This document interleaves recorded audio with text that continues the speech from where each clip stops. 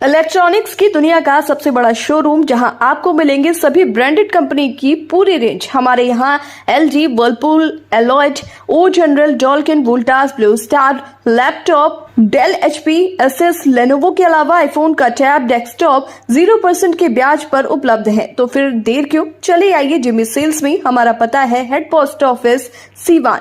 संपर्क करें 9916972646। सिवान का एकमात्र HUID hallmark showroom Payal jewellers, the symbol of trust. Wedding jewellery collection मात्र 1,49,000 से शुरू। शादी की शॉपिंग करें पायल ज्वेलर्स में, क्योंकि हम ग्राहक नहीं रिश्ते बनाते हैं। हमारे यहाँ सोने, चांदी एवं डायमंड के सभी रेंज उपलब्ध हैं। डायमंड ज्वेलरी पर 30% की छूट।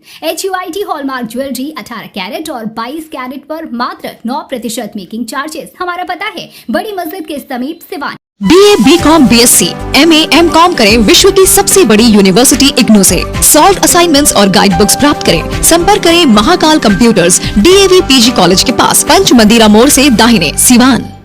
सिवान शहर के सराय थाना क्षेत्र के MM कॉलोनी निवासी मोहम्मद हसनैन हाशिम की पत्नी शाहजहां ने अपने पति अपने भसुर पर प्रताड़ित करने का आरोप लगाया है। आपको बता दें कि शाहजहां जो पीड़ित महिला है, उसके पति मोहम्मद हसनैन हाशिम गोपालगंज जिला के रेपुरा के रहने वाले हैं और शाहजहां का मायका मुफस्सिल थाना क्षेत्र के अदली पचलखी गांव में है और इन दोनों की शादी 2004 में हुई थी। शाहजहां का कहना है कि दहेज में बाइक की मांग की गई, तो परिजनों ने कहा कि शादी के बाद बाइक जो है वो दे देंगे। शाहजहां जो पीड़ित महिला हैं, उन्होंने बताया कि जब वो शादी के बाद अपने ससुराल आई तो अपने पति का अपनी भाभी के साथ गलत संबंध देख ली, नाजायज संबंध देख ली, जिसके बाद उन्होंने अपने घर वालों से बाइक जो दहेज में मांगी गई थी उसको देने से मना कर दिया। जिसके बाद पति पत्नी में झगड़ा होने लगा और पति ने दूसरी शादी कर ली, फिर तीसरी शादी की और पति ने चौथी शादी भी कर ली। अब पति जो है उनको प्रताड़ित करने लगा। 2022 से ये अपने पति से अलग रह रही है। पहले ये शाहजहां जो पीड़ित महिला है, इन्होंने बताया कि ये अपने ससुराल रेपुरा गांव जो हथुआ गोपालगंज जिला का गांव है वहां रहती थी, लेकिन बाद में मायके से कुछ पैसा मंगाया और पति के साथ मिलकर ये MM कॉलोनी में घर बनाया और इसी घर पे रहती हैं। जिसके बाद जब ये 2 बार गर्भवती हुई, तब इनका आरोप है, शाहजहां जो पीड़ित महिला, इनका आरोप है इनके पति मोहम्मद हसनैन हाशिम ने जमकर पिटाई कर दी, जिससे इनका 2 बार बच्चा नुकसान हो गया। जिसको लेकर इन्होंने घरेलू हिंसा का आरोप लगाते हुए न्यायालय में मुकदमा दायर किया और इसी मामले में इनका पति जेल में बंद है। अब पीड़ित शाहजहां का कहना है कि उसके पति जो जेल में बंद हसनैन हाशिम, वो रिहाई के लिए आवेदन दिया हुआ था। कोर्ट में उसकी बेल के लिए सुनवाई होने वाली थी, बेल के लिए ये भी गई थी। बेल जब उसके पति मोहम्मद हसनैन हाशिम का बेल रिजेक्ट हो गया, तब उसके भसुर ने, शाहजहां के भसुर और मोहम्मद हसनैन हाशिम के बड़े भाई ने शाहजहां और उसके 12 वर्षीय बेटे को जान से मारने की धमकी दी। पीड़ित शाहजहां का कहना है कि उसके पति मोहम्मद हसनैन हाशिम के बड़े भाई बार बार धमकी दे रहे हैं कि तुम्हें और तुम्हारे बच्चे को बोटी बोटी काट कर फेंक देंगे। इसको लेकर पीड़ित शाहजहां ने सिवान SP के समक्ष आवेदन देकर अपनी सुरक्षा की मांग की है। पीड़ित शाहजहां ने यह भी कहा है कि ये जो उनका घर है, इसमें बेचने की कोशिश चल रही है। जेल में बंद मोहम्मद हसनैन हाशिम जो उनके पति है, उनके इशारे पर उनके बड़े भाई बड़े बड़े भू माफिया से इस घर को बेचने की बात कर रहे हैं। मोहम्मद हसनैन हाशिम के 12 वर्षीय पुत्र ने भी बताया कि कैसे उसके बड़े पापा ने उसे धमकी दी कि ये जो घर है वो किसी बड़े भू माफिया या किसी नेता को बेच देंगे जो ज़बरदस्ती इस पर कब्जा कर लेगा।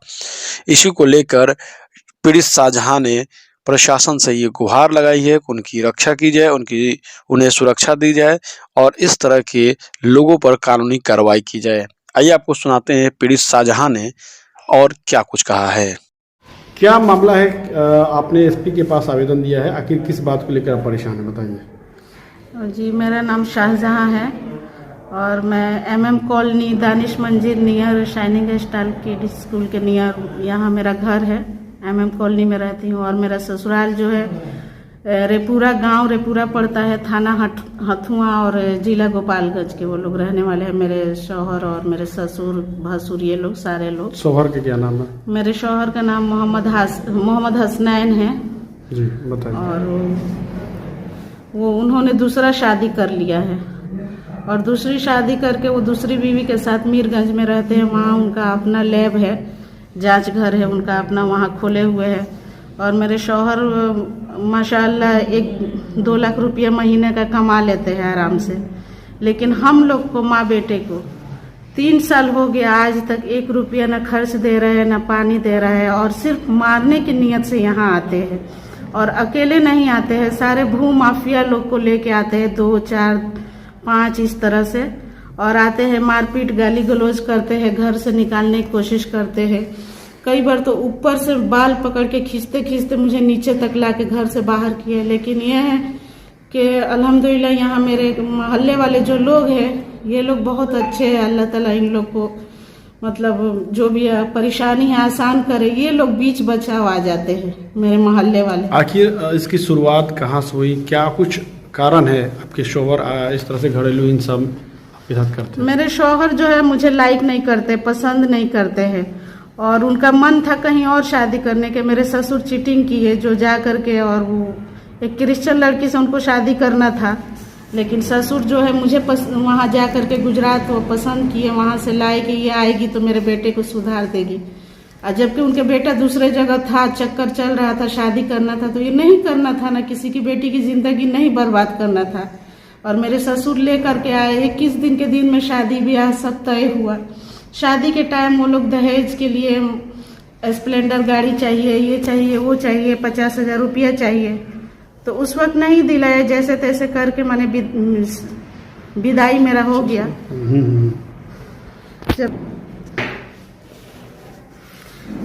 जब मैं ससुराल गई तो उसके बाद वहाँ मैंने देखा कि मेरे शौहर जो है वो गलत नेचर के इंसान हैं। उनका गलत संबंध मैंने देखा मेरी जेठानी के साथ। तो उसके बाद मैं मेरे मायके वाले लोग को मना कर दी कि इनको कुछ देने की ज़रूरत नहीं है, ये हमको कभी लाइक नहीं करेंगे, ठीक से नहीं रखेंगे। फिर मेरे सास से मैं बोली कि देखिए इस तरह से मामला है, सास ससुर सारे लोग से। उल्टा वो लोग मेरे ही ऊपर मतलब हावी हो गए, मुझे ही डांट डपट और डरा धमका दिए कि ये बात मायके वाले को नहीं बताना है, नहीं तो तुम्हारे भाई को हम लोग उठवा लेंगे, ये वो दुनिया भर के मतलब। तो हम मायके वाले से किसी से भी कुछ नहीं बताई, हम सब बात छुपा कर रखी जैसे तैसे करके। मतलब फिर मेरे हस्बैंड विदेश चले गए, विदेश से वो 2 साल के बाद फाइनल आए। 2008 में मेरे शौहर जो है फरवरी अप्रैल वगैरह, मैंने हमको ये याद नहीं है, उसी टाइम में आए होंगे। लेकिन मेरे शौहर मैंने लगभग 1 साल तक घर पे रहे। उसी बीच 2 बार मेरा मतलब बच्चा रहा, मैं जिसको मेरे शौहर नहीं चाहते थे कि इसको कोई मतलब बच्चा वगैरह हो, इसकी नस्लें बढ़ेगी तो इन लोग को रखना पड़ेगा वगैरह जो भी। उसके बाद जब मैं बच्चा था मेरा, दिन में दाल बना रही थी किचन में, मेरे शौहर आए और पीछे से मुझे लात से मारे कि मैं आगे के बल गिरी, और गिरने के वजह से ऊपर से फिर मारे मुझे। वो दिन आज भी मुझे याद आता है तो लगता है कि मैं गिर गई। उसके बाद मैं गिरने के बाद जब 2 दिन तक मतलब ब्लीडिंग होता रहा, मैं घर ही पे रही, नहीं ले जा रहा था हॉस्पिटल।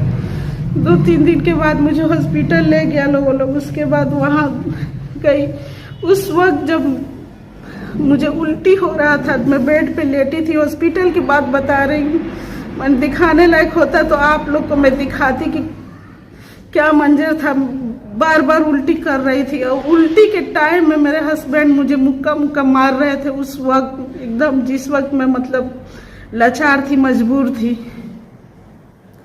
फिर भी मैंने जाने दिया, कोई बात नहीं, इनके दिल में कभी भी रहम आएगा, कभी इस तरह से करके दो मेरा बच्चा उन्होंने खराब किया। फिर 1 साल बाद वो चले गए विदेश ही रहते थे, आते थे तो दिल्ली रहेंगे, घर 10 से 15 दिन आएंगे, उसके बाद फिर दिल्ली चले जाते थे। इस तरह से करते करते 2017 में एक दिन वो लोग सारे मेरे ससुराल वाले लोग मुझे जलाने जा रहे थे, मुंह दबा दिए थे मेरा और बोले कि आज इसको जला देंगे लो हम लोग, इसके मायके वाले, मतलब मैं बोल रही थी कि जो ये घर मेरा MM कॉलोनी में है, जिस घर में मैं हूँ, मेरे ससुराल वाले मायके वाले लोग 6 लाख रुपया उनको दिए थे ये जमीन खरीदने के लिए।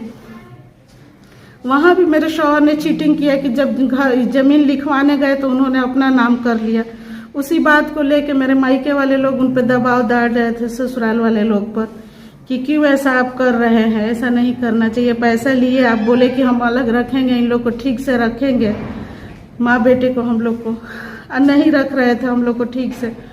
जिस तरह से करके मैंने ये घर बना कॉलोनी वाला, बेटा भी हुआ मेरा 2012 में, इसका जन्म है बेटा का। बोले ठीक है अलग रखेंगे, जैसे फिर उसके बाद मैंने उन लोग को दबाव डालने की वजह से ये घर जब है, ये घर बोले कि हम इन लोग को ले करके अलग रहेंगे इस घर में।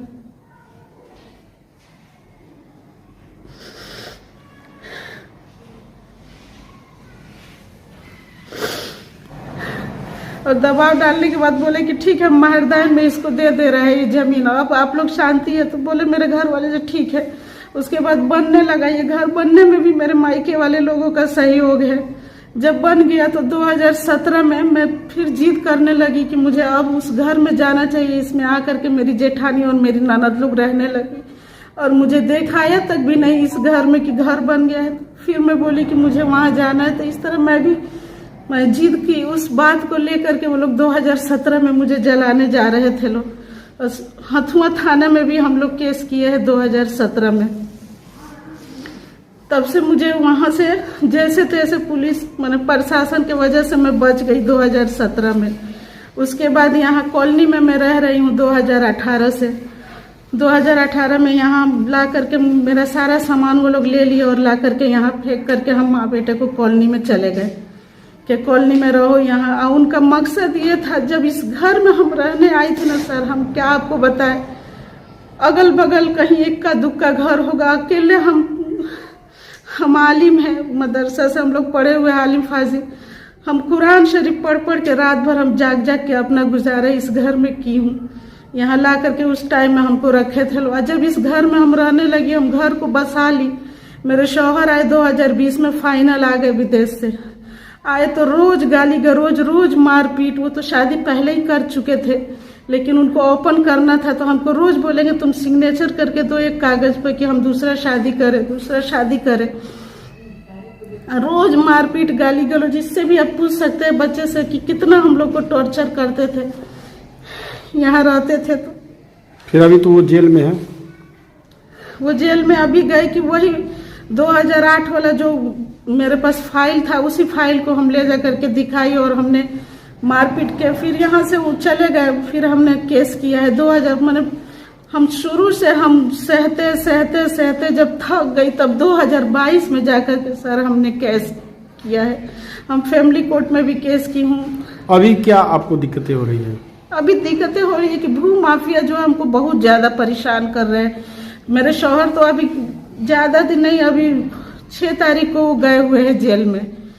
6 तारीख से ही जेल में है और अभी भी जेल ही में है। उससे पहले 2-4 दिन पहले भू माफिया लोग को ले करके आए, हम लोग को मारपीट गाली गलौज, घर से निकलो, घर बेच देना है हमको, अभी के अभी घर बेचना है। अब बताइए हम बेसहारा औरत, हम एक बच्चे को लेके कहाँ जाऊंगी? वो तो अच्छा खासा कमा रहे हैं, अपनी दूसरी बीवी के साथ रह रहे हैं चैन सुकून से। घर किसके नाम से है? घर मेरे शौहर ही के नाम से है। शौहर ने तो आपको दे दिया ना? तो हमको महरदैन में दे दिया है, उसके बाद उसका आप गलत फायदा उठा रहे हैं सर। कि मेरे नाम से घर है, मैं बेच दूंगा, तुम लोग को निकाल दूंगा, तुम लोग को नहीं रखूंगा, तुम यहाँ से चली जाओ। तो हमको तो तलाक नहीं न दिया है कि हम यहाँ से चली जाऊँ। एक बच्चा को लेके हम मायके कैसे रह सकती हूँ। अभी आपके भसुर के द्वारा भी कुछ प्रताड़ित किया जा रहा? जी, मेरे भसुर भी हम लोग को धमकी दिए हैं। उनका नाम मोहम्मद आरिफ है, मेरे भसुर का। कहाँ रहते हैं वो? मेरे भसुर अभी रेपुरा ही में रहते हैं। अच्छा, क्या हुआ था? कहाँ धमकी दिए थे आपको? मेरे शौहर जो जेल में गए हुए हैं ना, तो उनका बेल था, शायद 12 या 13 तारीख को था उनका बेल। तो उनका बेल रिजेक्ट हो गया। मेरे फाइल को देखते हुए, मेरे केस को देखते हुए उनका बेल रिजेक्ट हो गया। उसके बाद जब हम लोग कोर्ट से बाहर निकल रहे थे ना, तो मेरे भसुर आए और बोल रहे कि तुम ना सारा केस उठा लो, नहीं तो तुमको और तुम्हारे बेटा को हम बोटी बोटी काट करके फेंकवा देंगे। सिवान में जो सबसे बड़ा गुंडा है, सिवान में जो सबसे बड़ा विधायक है, उनके हाथ घर बेच के तुम माँ बेटे को हम घर से बेघर कर देंगे। आखिर बताइए हम लोग कहाँ जाएंगे? माँ बेटा हम लोग को घर से बेघर कर देंगे तो। और जो आप क्या मांग करती हैं? प्रशासन से हम यही मांग कर रही हूँ कि जब हमको धमकी आ रहा है कि कब हम लोग के साथ कोई अनहोनी हो जाए हम माँ बेटे के साथ, तो हम लोग को सुरक्षा दे प्रशासन। और ऐसे भी माशाल्लाह सराय थाना के जो है लोग प्रभारी लोग हम लोग को कोऑपरेट कर रहे हैं। लोग एसपी साहब भी बहुत अच्छा से मेरा बात सुने, वो भी कोऑपरेट कर रहे हैं। तो ऐसे तो ये लोग साथ दे रहा है, लेकिन फिर भी मैं चाहूँगी इन लोग से कि मुझे और कड़ी से कड़ी सुरक्षा मिलनी चाहिए कि कब हम लोग के साथ घटना हो जाए।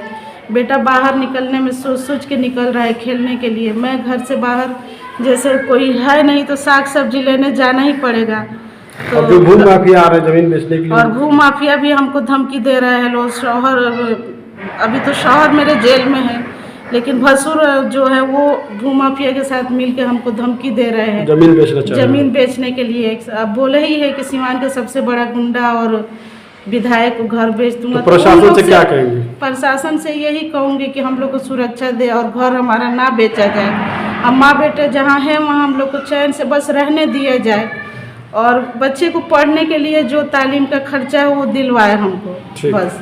नहीं तो ऐसे तो हम अपना गुजर बसर कर ही रही हूँ। 2-4 बच्चे को इकट्ठा करके पढ़ा लिखा करके अपना जैसे तैसे हम गुजर कर ही लेती हूँ। नाम बता दीजिए अपना। बस मेरा नाम शाहजहां खातून है। तो क्या दिक्कत है आपकी मम्मी के साथ? मेरा नाम है तारिक हसनैन। मेरे अब्बू मेरे को खर्चा नहीं देते और मेरे को मारते रहते हैं हमेशा। और मेरे बड़े अब्बू एक दिन हम और अम्मी आ रहे थे, तो मेरे बड़े अब्बू आकर बोले कि तेरे को बुट्टी बुट्टी काट दूंगा, मेरे को बोले थे। अच्छा। और बोले थे कि ये घर बड़े बड़े गुंडों से बेचूंगा, बड़े बड़े विधायक से बेचूंगा। गुंडा लोग को बोलो, क्या बोलोगे कि गुंडा लोग आप लोग मत खरीदिए हमारा घर, उन लोग को बता दीजिए। और गुंडा लोग आप लोग मेरा घर मत खरीदिए, हम लोग बेघर हो जाएंगे। हम लोग को रहने दीजिए। ठीक, हम लोग को रहने दीजिए। नाम बता दीजिए। मेरा नाम है तारिक।